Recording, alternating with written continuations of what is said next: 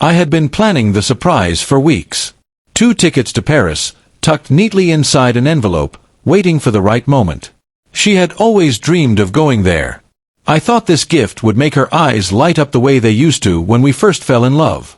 When I handed her the envelope, I could hardly contain my excitement. "Go ahead, open it," I urged, smiling. She pulled the tickets out, her eyes scanning the print.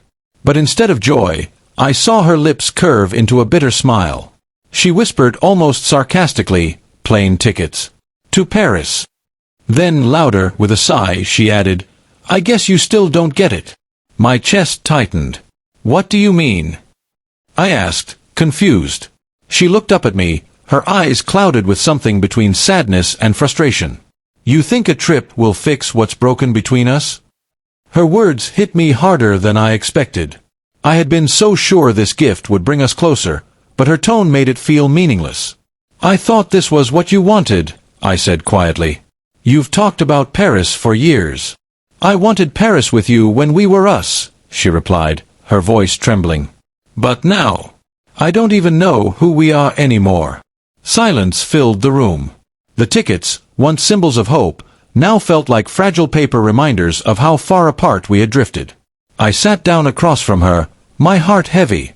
"Emily, I know I've failed to listen. I thought a grand gesture would make up for it. But maybe what you needed was me. Not tickets, not plans, just me." Her bitter smile faded into something softer, though her eyes still held pain. "You're right. I needed you. And I still do. But I don't know if it's too late." Tears blurred my vision. For the first time in years, I spoke without defense. "Then let's start with honesty. No trips, no gifts. Just us, talking. Can we do that?" She hesitated, then slowly nodded.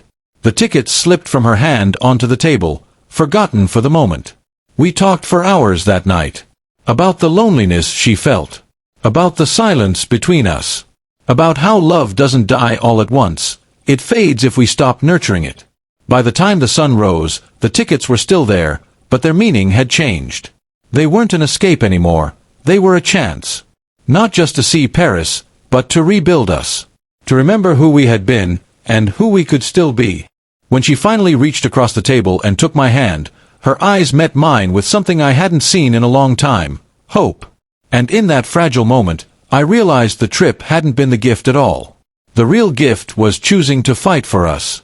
The tickets remained on the counter, but we both knew Paris could wait. What mattered was here, between us, fragile but alive.